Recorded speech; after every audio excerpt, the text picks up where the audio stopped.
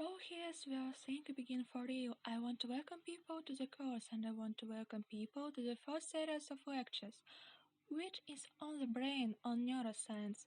And I want to begin the series of lectures and the course itself with a story about a man named Phineas Gage and an event that happened to Gage in the summer of 1848 in Cavendish, Vermont.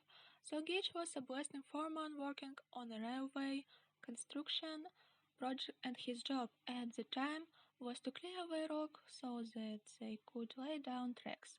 And to do so, his routine during those days was that he would bore a hole in the rock. Inside the hole he put blessing powder and a fuse in. Then he would cover up with dirt and sand and take a tamping iron, which he carried with him, a big piece of steel looking like a javelin, and used it to tamp down the sand and dirt so that later they could set the fuse and cause the explosions. Well, one day something didn't work. Nobody is exactly sure why. Maybe he just forgot to put in the sand and the dirt.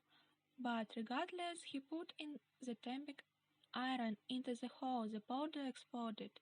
The tamping iron shot away from his hand and went into his face.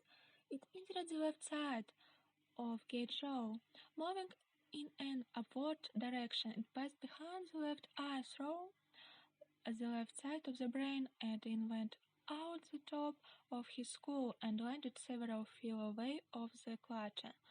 Now, miraculously, Gage wasn't killed on the spot. He lost consciousness for a little bit, but then he staggered to his feet, and in some regards, Gage was very lucky.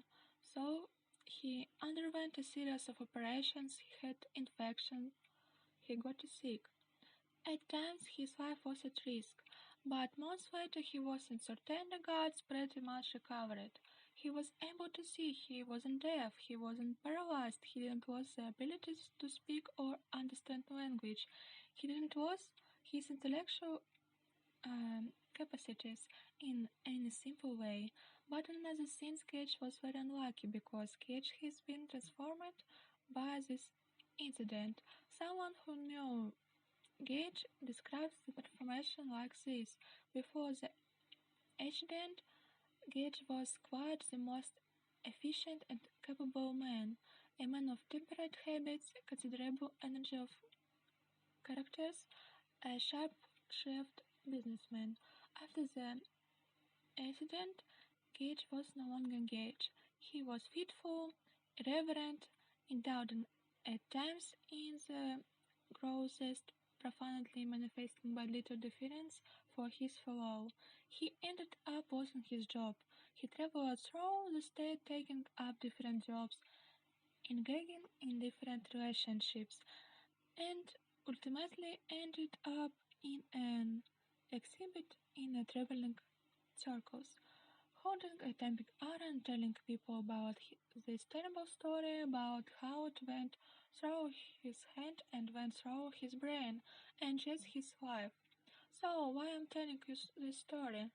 Well, as I said, I want to begin the course by talking about the brain, and the story of Phineas Gage illustrated something which we have abundant reason to believe, which is that the brain is the source of mental life, and so damage to the brain can have profound effects on who we are and what we are.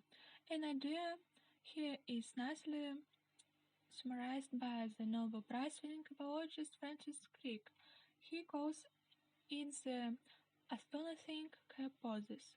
As the writes, the astonishing hypothesis is that you, your joys and your sorrows, your memories and your ambitions, your sense of personal identity and free will, are in fact more than the behavior of a vast assembly of nerve cells and the associated molecules. Now this assembly of nerve cells is of course the brain and parts of the spinal cord, but we're going to talk about the brain here. And the idea then, as sometimes people like to put in the mind, is the brain, or that the mind is what the brain does, or the mental life emerges from the brain. The official terms for this is materialism, that we are material beings. Everybody accepts that our arms and legs and our heart and kidneys are made of the same sort of stuff as rabbits and automobiles and cars. But the idea is that our mental life, what makes us special, our most intimate feelings and thoughts, also arise from these material things. And this is the idea that makes possible the discipline of neuroscience and much of psychology. So here's